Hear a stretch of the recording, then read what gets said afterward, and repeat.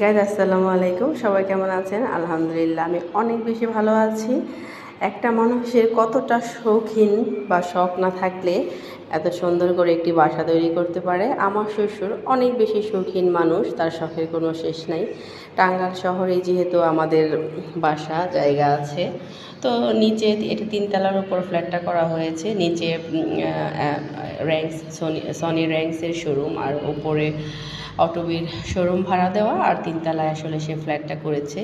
তো একটি কথা না বললেই না, দেখেন ফার্নিচারগুলোও কত সুন্দর করে করেছে। যদিও আমার ঢাকার বাসার ফার্নিচারগুলো আমার শ্বশুরের পছন্দ অনুযায়ী করা হয়েছে, তার নিজের হাতে গাছ লাগানো কাঠ দিয়ে।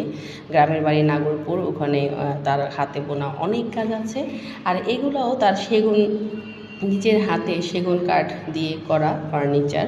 নতুন বাসার জন্য সেই বানিয়েছে। আলহামদুলিল্লাহ, আসলে অনেক সৌভাগ্যক্রমে এমন শ্বশুর শাশুড়ি পেয়েছি।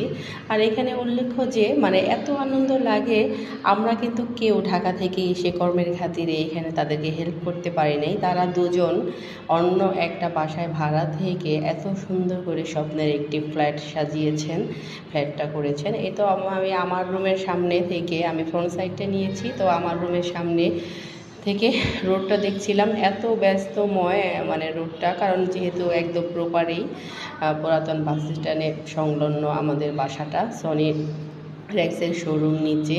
তো আসলে দেখলেই অনেক ভালো লাগে, মনটাও ভালো হয়ে যায়। খুব ভালো একটি লোকেশন। আর এখানে 15 তলা বিশিষ্ট একটা বুড়োর হসপিটাল হচ্ছে। আর যত টাঙ্গাইলের যেহেতু একদম মেইন জায়গায় আমাদের বাসাটা, তো এখান থেকে প্রত্যেকটা মিষ্টির ভিআইপি দোকানগুলোও একদম আমাদের আশেপাশের জায়গায়। খুবই ভালো লাগে। আর সন্ধ্যার ভিউটাও খুব ভালো লেগেছে আসলে। আর অনেক বছর পর এসে অনেক কিছুই আরও বেশি ডেভেলপ দেখছি, দেখে আসলে খুবই ভালো লেগেছে। আর যে যাই বলুক, তার স্বামীর জায়গা আর চিরস্থায়ী জায়গাটা কিন্তু তার আসলে শ্বশুরের করা জিনিসগুলোই থাকে। তো আলহামদুলিল্লাহ, আল্লাহ যার রিজিকে যেভাবে রেখেছেন তার সেভাবেই আসলে সব কিছু নির্দিষ্ট হয়ে থাকে।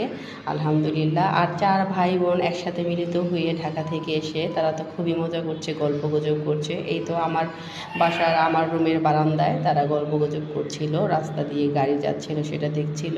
তো সবাই দোয়া